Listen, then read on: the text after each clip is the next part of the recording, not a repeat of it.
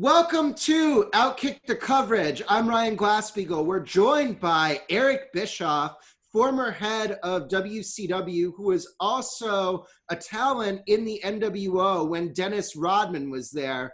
The Last Dance on ESPN jogged all of our memories about Rodman's time in WCW this past Sunday night. As you watched that, what were some of the poignant memories that came back to you? Well, to be truthful with you, I haven't watched it yet. I will. I've got it recorded. I fully intend to. I started to watch it last night because, honestly, starting Sunday night, my phone blew up.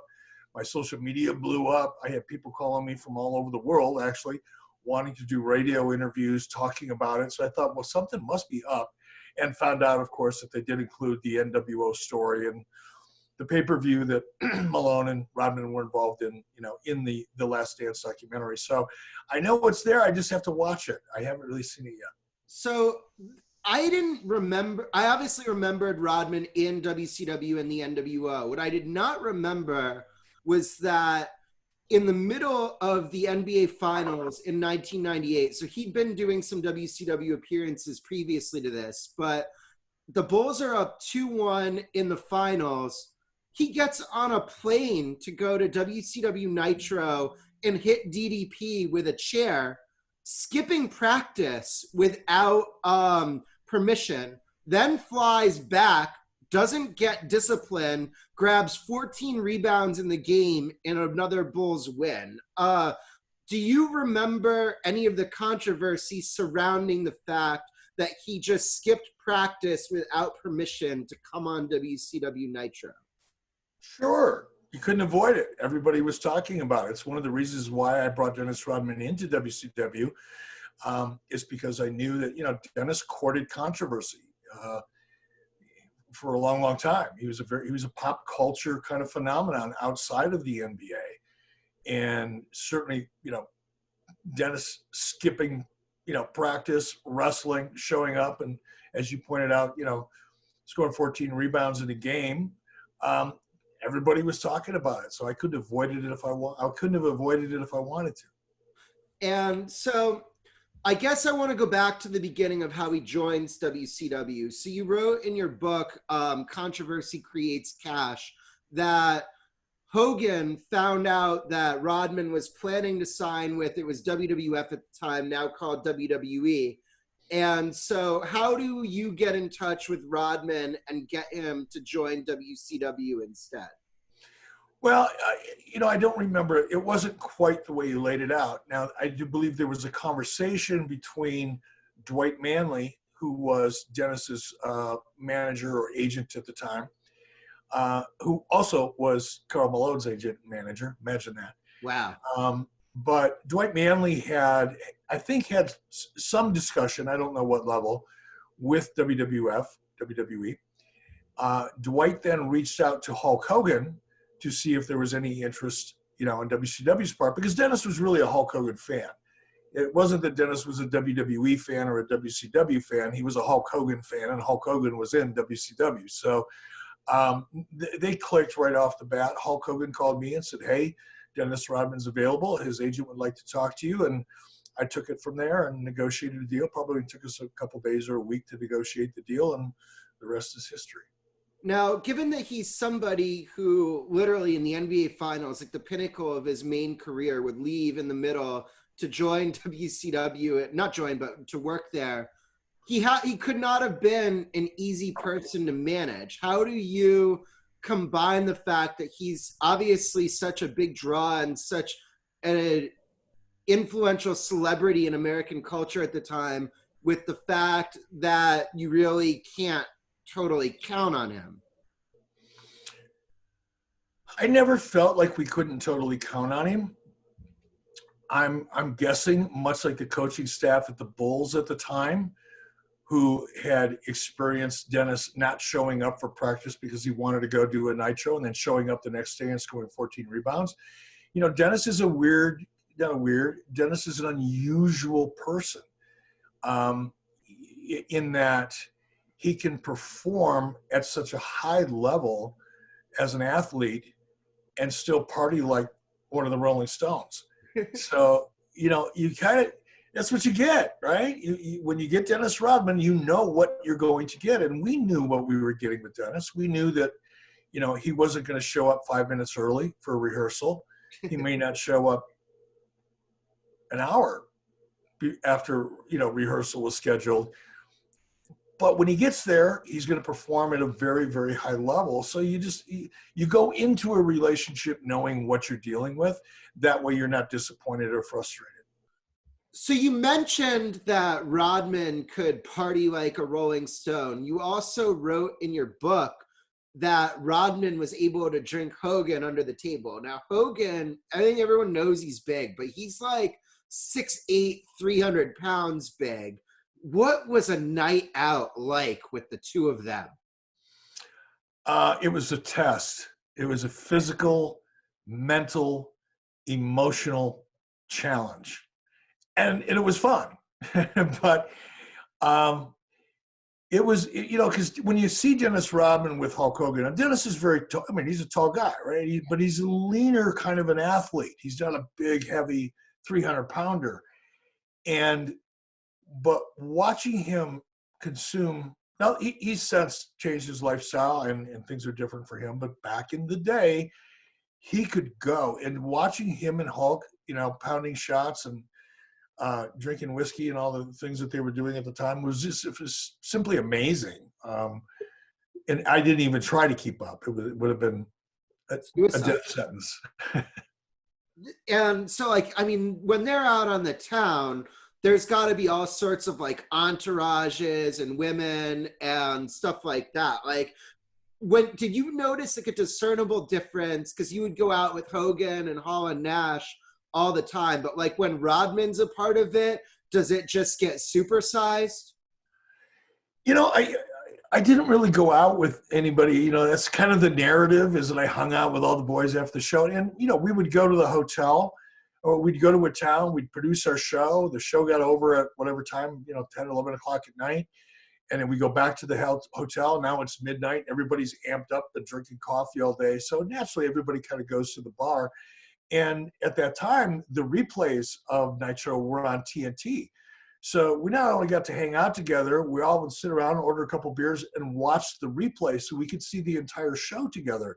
Because while you're producing a live show, you don't get to watch much of it. You're busy doing it. So, we hung out in that kind of environment. And in those environments, there were some fans there, depending on which city we were in. But for the most part, it was kind of us by ourselves as WCW people. So I didn't really go outside of that environment with Hall or Nash very few times, if ever, really, maybe once or twice. And when I went out with Dennis and Hulk, and we didn't do that all the time either, but typically we would go to places where there weren't big crowds, and we didn't advertise where we were going, and we would be as discreet as possible so that we didn't have to be surrounded by people. So it wasn't it didn't have the Caligula effect that people might expect. So Rodman was in a few matches. How was he at kind of the in-ring performance aspect of it from your perspective? Dennis was amazing.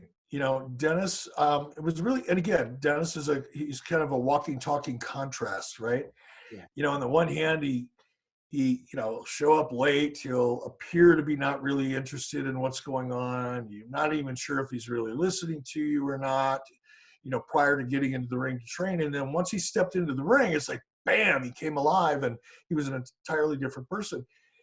And not only that, and I think more importantly than that, Dennis, he had like a photographic memory. You could show him something once or twice and he would be able to execute it.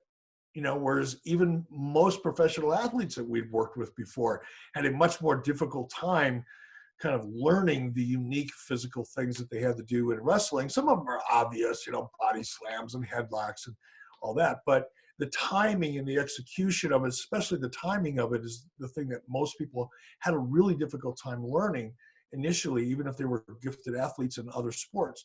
Dennis had this unique ability. You could show him something once or twice, get in the ring, walk through it, he'd have it. And it didn't take nearly the same amount of time with Dennis. And it was really fascinating to watch because, again, He'd show up.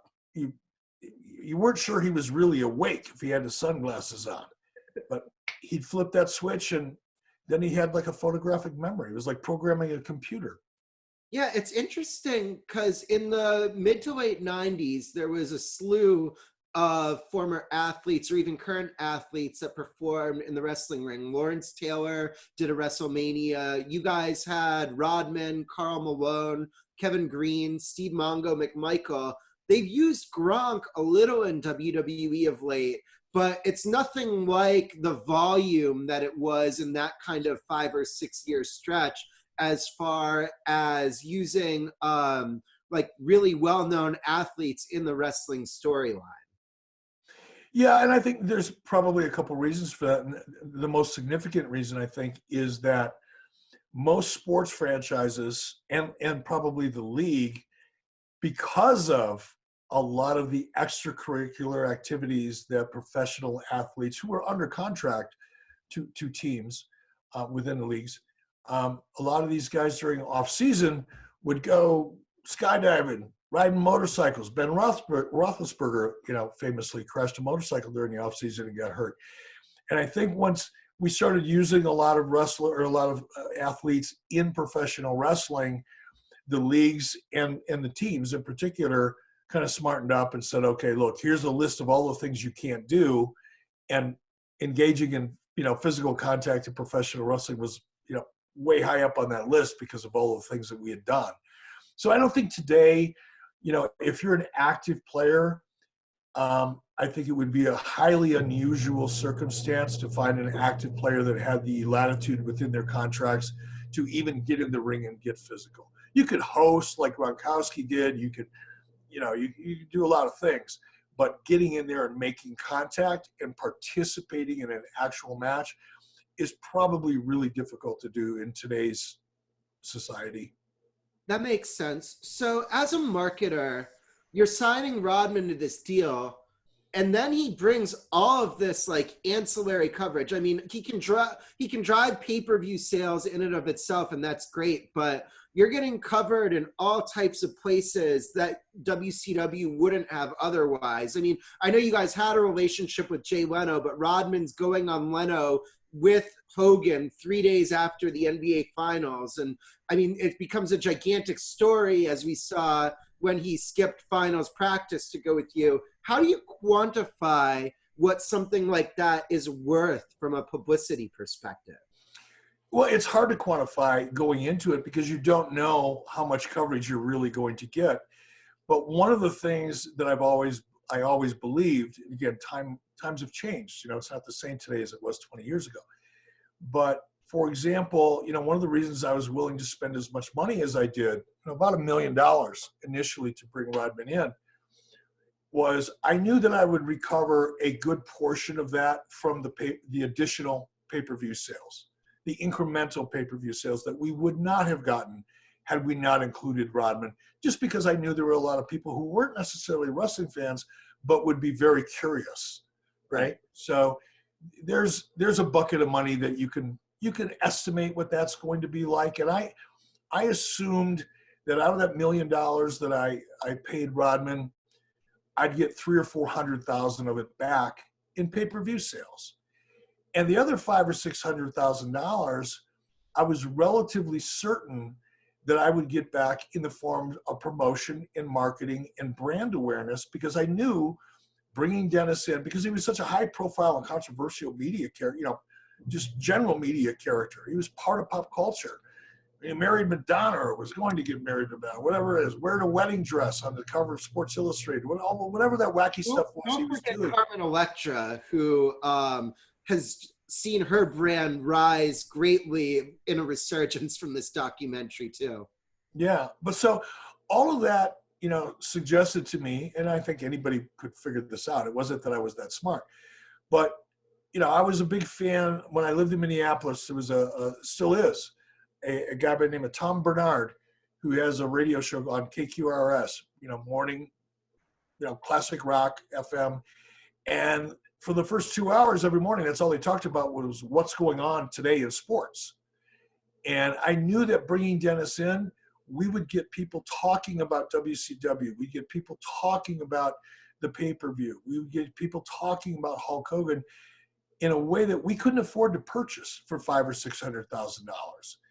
And that that marketing and that promotion, that conversation, that brand awareness that came along with Dennis and all forms of media in the world of sports was probably worth 5 times that $600,000 that I had to account for. So it was, it's intuitive, it's instinct, feeling, but it panned out really, really well. And so when you're living this at the time in the late 90s, do you have any concept that 20 plus years later, people like me, you said your phone was blowing up from all over the world, are going to want to talk to you, not just about Rodman, but about all of the Monday Night Wars and everything that had to do with WCW Nitro and whatnot in 2020? No, it would have never occurred to me. I wasn't thinking, first of all, I wasn't thinking that far ahead. 2020, back in 1998 when all this was going down, 2020 was like, 2090. There was no framework to relate to it. But I find it fascinating now, and again, my podcast, 83 Weeks, wherever you get your favorite podcast, right, with Conrad Thompson, is all about that era, the Monday Night War era.